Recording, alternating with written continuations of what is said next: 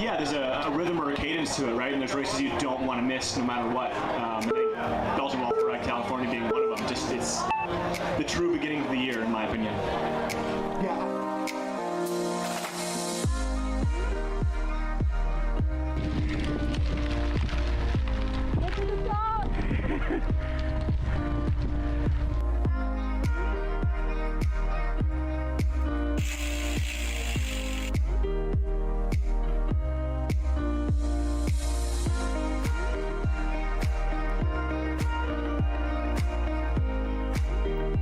Back in the days in 2016, people were already telling me stories about this race.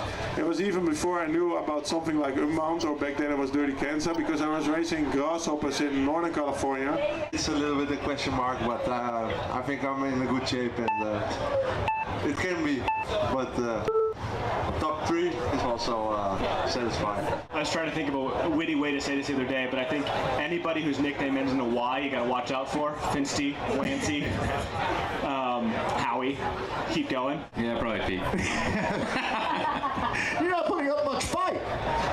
You know, I don't know. Pete'll be this is Pete's palace. We're all Pete's house right there. There you go. You know, like you look around, every sponsor here is affiliated with somehow Pete, associated with Pete. Pete's van is just down the street here. I don't know. I just can't stop saying Pete. It's a hot stock right now. It's a tough market, but I'd buy Pete. There you go. All right. If winning is an A+, you always want to ace the test, but there's other ways to ace the test too and have a good ride out there. Historically has a big gender disparity, but we're starting to see that close a bit, and I think the women's fields are starting to become more competitive, which is making the races more tactical and harder, which is more fun. Yeah. But yeah, so it's been great to see that. Just being here with this group of women, like they're all so talented and come from so many different backgrounds. It's just an awesome experience to be able to race with them. Some of us don't have cyclocross skills or mountain bike skills, and I'm like, I gotta try to do what she's doing. I'm like, how does she remount so easily? I'm like, this is not that easy for a roadie, right? Because when you win something, you should be really excited, and I'm just like, it's my job. I did my job. You don't finish your day at work and people applaud you. If you could win one race this year, is Sunday the race for you? I think so. Honestly, it's the only course that mimics kind of like what I do on a regular weekend. Our Saturday rides are really similar. All right, how much are you pouring in? That's a lot. You can just do it by feel? Oh yeah. Or do you measure it out? I don't know. I just follow my heart. Okay. I don't know, I do it enough where I'm like, it's like, that's it. We're close. Not all of that will go in there. You don't really, maybe. Yeah. But.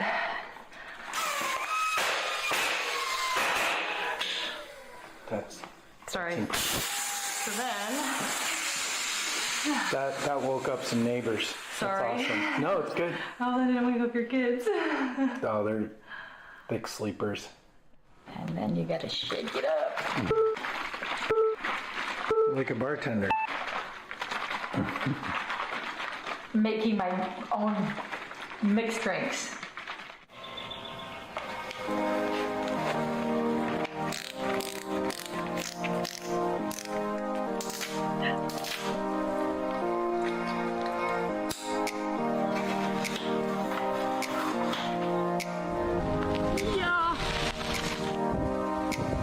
Cheers.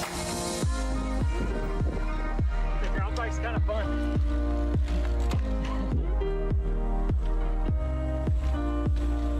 Nice. Nice.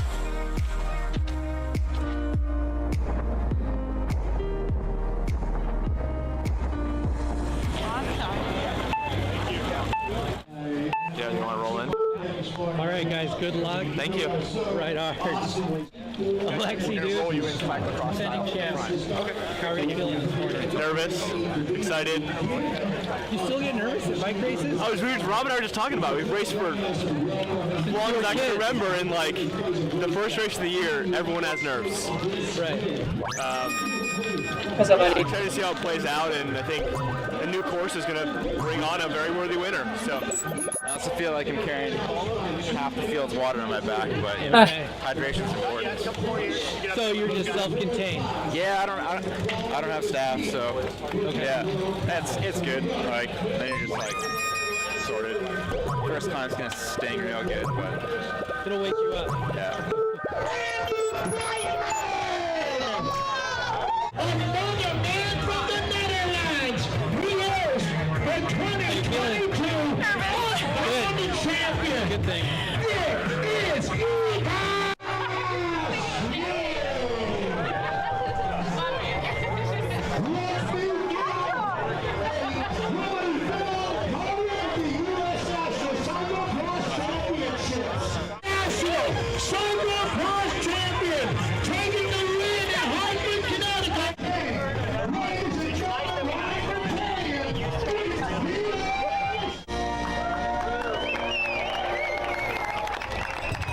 Excellent. So we are.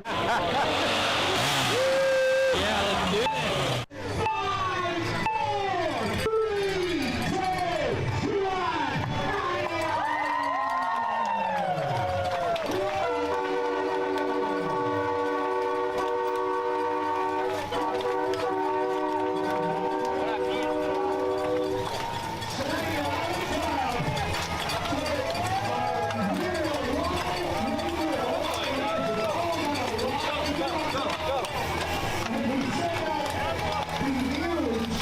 Oh, they're sick.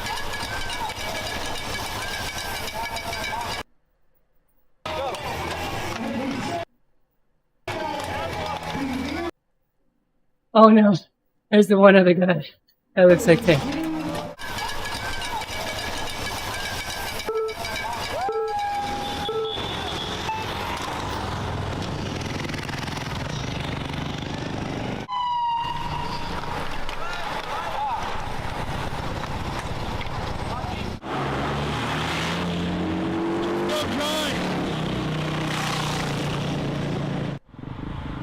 Come on, Pete, close the gap. Close that gap, guys. Go, Flavia. Let's go, Ivan. Go, Paige. Come on, Paige.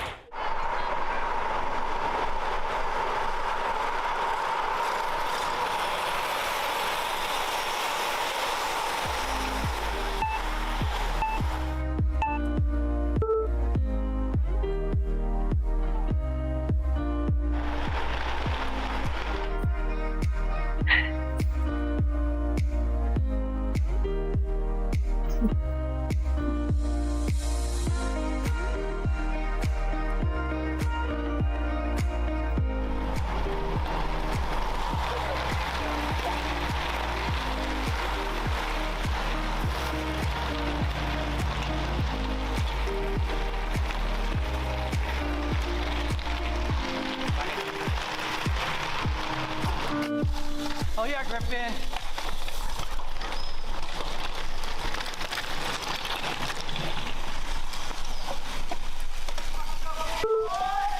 Go, Ivar. Come on, Ian.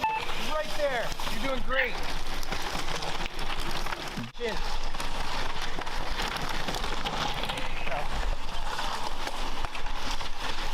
Come on, Rob. Go, Alexi. Come on, Alex. All right, John.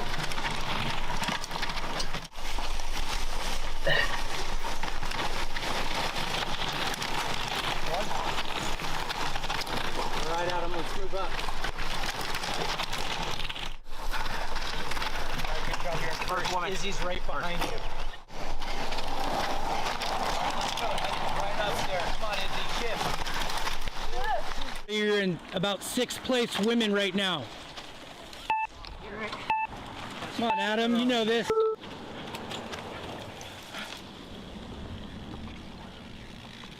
Whoa. Come on, Sarah, you're in about 7th women.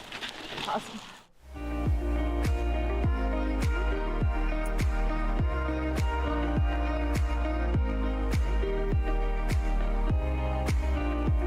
Yeah, Fitzy!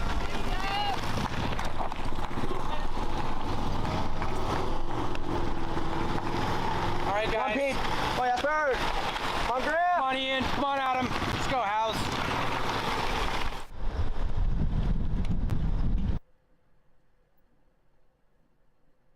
127 miles, 10,000 feet of elevation gain, and for me, 7 hours in the saddle. I would say Belgian waffle ride is good, clean fun, but judging by the horrendous state and smell of my shoes that stepped in more than one mud puddle that was not just mud, I gotta say, it's not all clean fun here at BWR.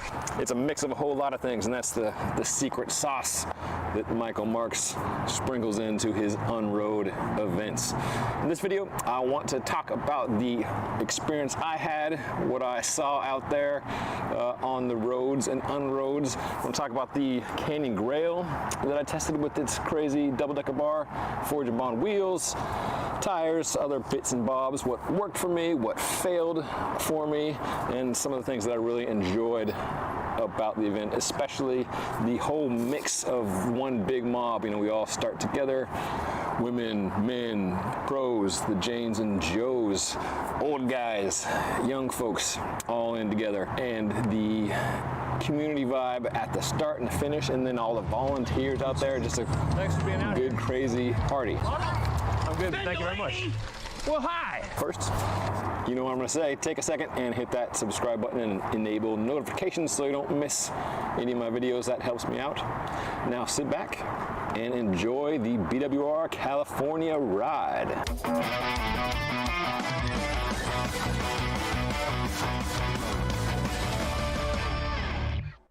All right, let's start at the start. For starters, we are in San Diego County. You might be hearing the highway noise. We're just right here on the freeway. Emporia, the quiet town of Emporia, or the quiet town of Stillwater. San Diego is not. This is part of the fun of gravel races, the diversity in not just scenery and terrain, but locales. The start line had some big ballers there. The men's race was won by Russell Finsterwald. Ivar Slick was there at the start, the man who won Unbound Gravel last year. A positive addition recently to the race, a couple years ago, was adding a stiff climb at the start so we can all get in where we fit in.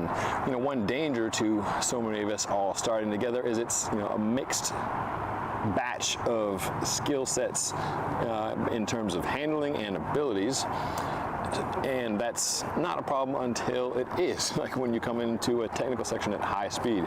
So having a climb that sorts us out Hogwarts style by watts per kilo is a good thing. Before we even got to that climb, you know, there's a little bump just the first couple miles in, found myself doing 600 watts for 30 seconds, just getting over these little bumps. Then the sorting hat, you know, I was doing 400 watts for 5 minutes and watching hundreds of riders accelerate ahead of me. I found myself in a group with the leading women, including Heather Jackson, who went on to win, Whitney Allison, who's always a contender. She's won BWR Utah. She puts on her own event with her husband, Zach Allison, Foco Fondo.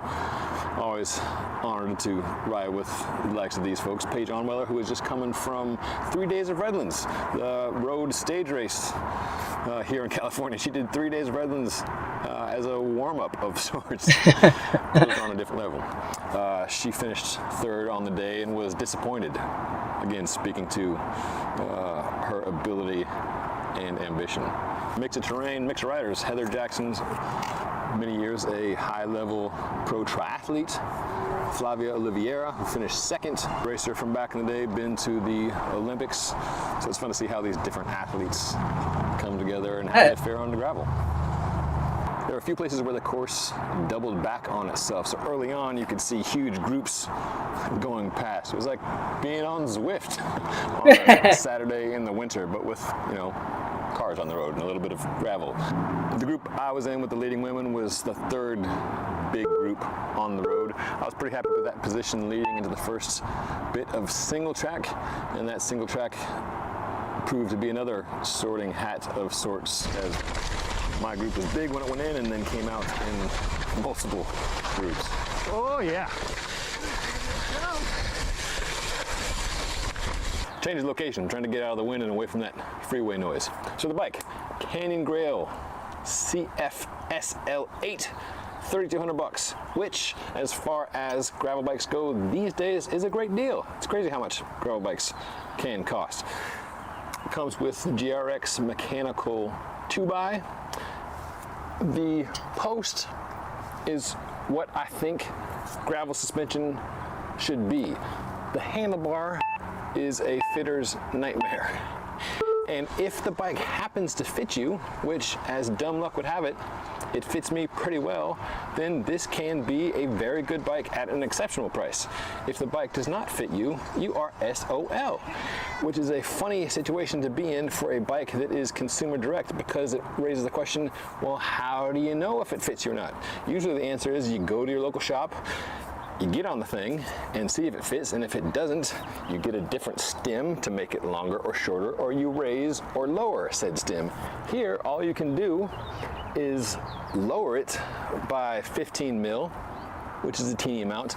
If you want to go up, if you want a different bar stem concoction, that's not something you can even find on the Canyon website. So it's quite a situation on the front of the bike. Another thing that surprised me about the fit of the cockpit had nothing to do with the bars, but the group itself. If you've watched some of my videos, you know I'm a huge fan of Shimano's GRX Di2 for a few reasons. And one I realized, coming back to mechanical, is simply how the things feel in your hands. My buddy Frank likes to answer the question, what's the best bike, by saying, it doesn't matter, man, it's just all about the components. He's not entirely correct, but he's not entirely wrong. Components are important. Certainly the level of the things, top to bottom, but also how they feel in your hands, because that is a vital touch point.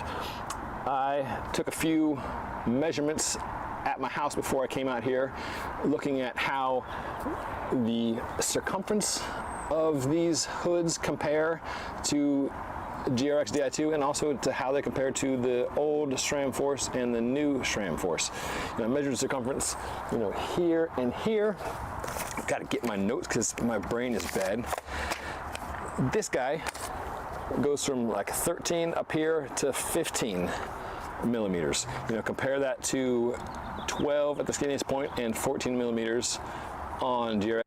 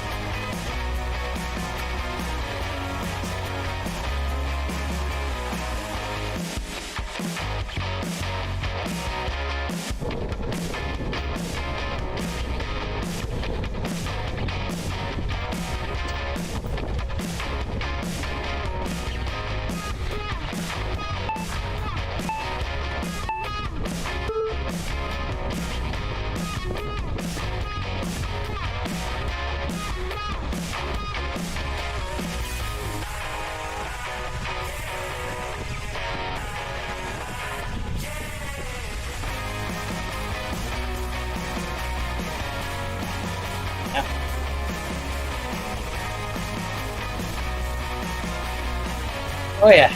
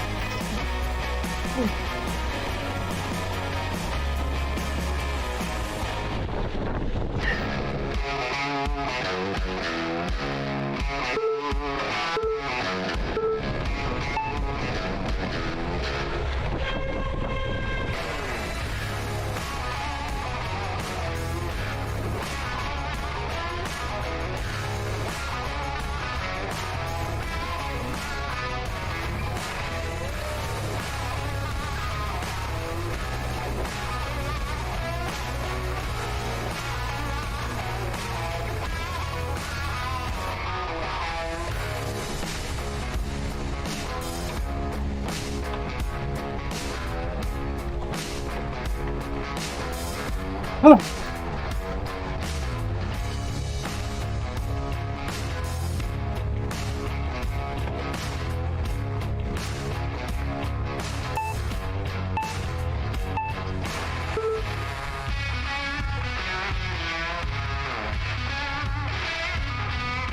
Oh.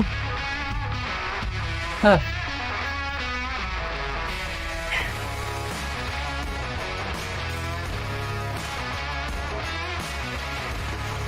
Oh, oh.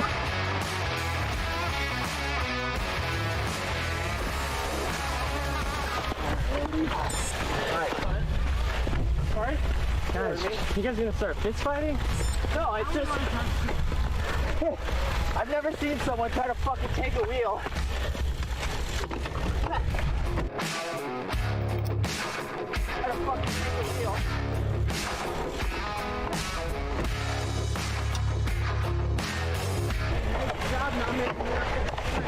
Guys, just chill. No, I am chill, but you know what? Just drop it. Stop talking. Are you married? Yeah. You should know. Just stop. Let him win. Oh, shit. How touch.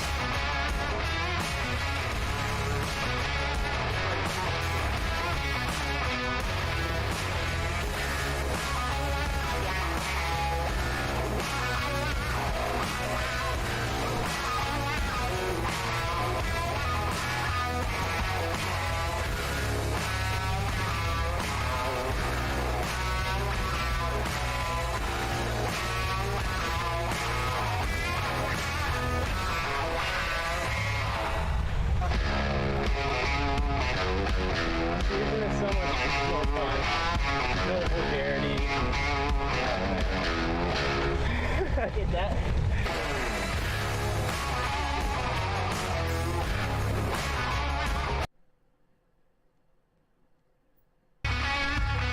Oh, I got by him.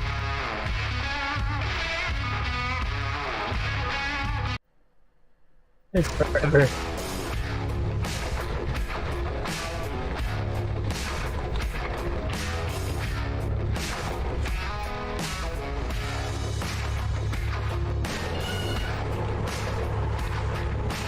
Oh, what's up with this? Oh, I wonder if that was...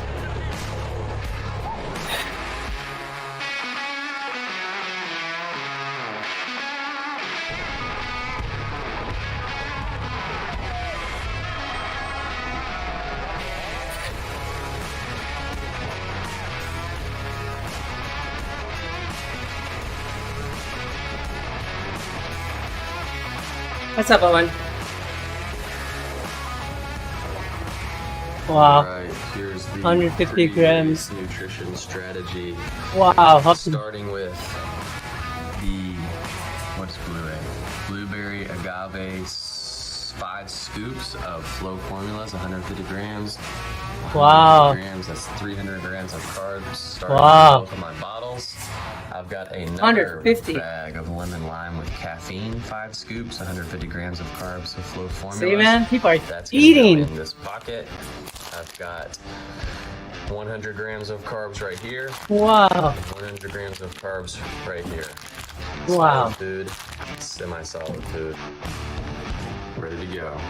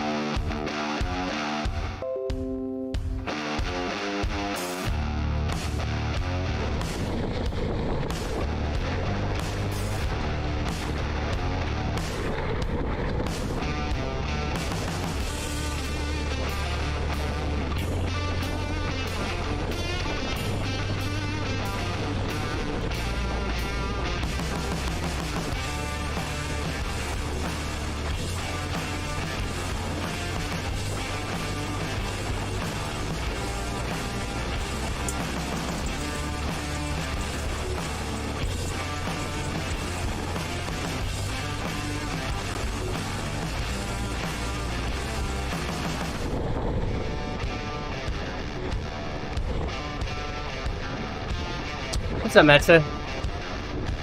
Just finishing up my workout, checking out some thoughtful ride.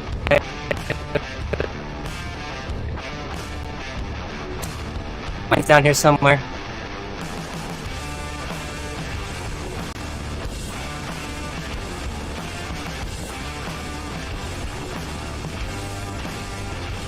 See if I can grab my link to mine.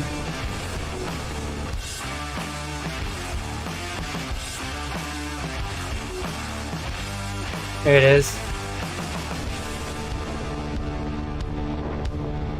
How long do I need to use new dirt nutrition? No, new diet nutrition. I guess it depends on the change, Matt.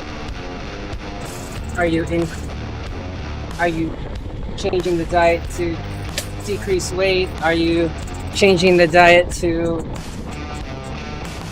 decrease carbs? Those take time. Carb adaptation can be up to 2 weeks. Oh, just while riding. Oh, while riding is actually pretty quick. Within a couple fueling. So like, for example, I gotta turn this down, it's so loud in my ear. So for example, if you are increasing carbs from say 60 grams to 90 grams, at the race I just did, I was doing, I think I averaged 113 per hour. It only takes a few rides, honestly. The science is pretty strong that just a couple rides will do it for you. So I'd say 1 time a week, you do a high carb, high effort. I usually did it when I was outdoors. Indoors I wouldn't do. I do something where else, if it was an hour to 2 hours, I'd only do up to 90 grams. And then when I was outdoors doing tempo above, 4 hours on end, 3+ hours. And then I would increase the carbs to 100 plus. Yeah, if you're doing 60, try 90 for a week, 100 for a week, 110 for a week. Yeah, but just do it around your workouts, during your workouts. So that's what I recommend. Yeah, it works, bro. 120 is easy. Not easy. A little quick to say. 120 is doable. I got close, 113, and it felt amazing. But a lot of people, you can see in these videos, especially they're doing 6-7 hours, able to put it down. The key is the mix of maltodextrin and fructose, right? So you've got to mix that. I use a 1-to-1. I think from your lab it's 0.8, right? You're a guy, but it's close. Yeah, I'd say 2 weeks is good. And then you'd be up to 120 for every single workout. 110 to 120. The guys from the Trainer Road podcast talk about it all the time. I think you could do it. Yeah, totally. Yeah, I'll be on tomorrow, so we can talk more, but I gotta grab some breakfast, but give it a go. If you're only doing 60, it's way too little. Absolutely too little, especially if you're going 4+ hours. Yeah, the result is that you don't feel as tired and you recover well from it. That's what you're gonna feel, versus magical FTP power. So you want to feel strong at hour 4, hour 5, hour 6, hour 7. Yeah. You're not going to magically have a higher FTP in 3 weeks from it. It's essentially is a decrease in fatigue in the extended hours of time. So make sure you keep your expectations in check of where you feel that you're going to get the benefit. So.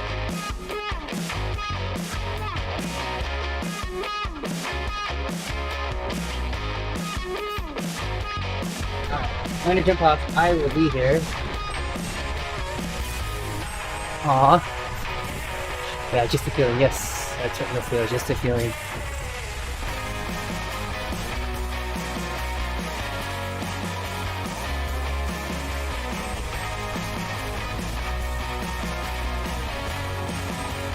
Alright, I will catch you in the morning. Okay, give it a go. I'll talk to you soon, my friend. Later.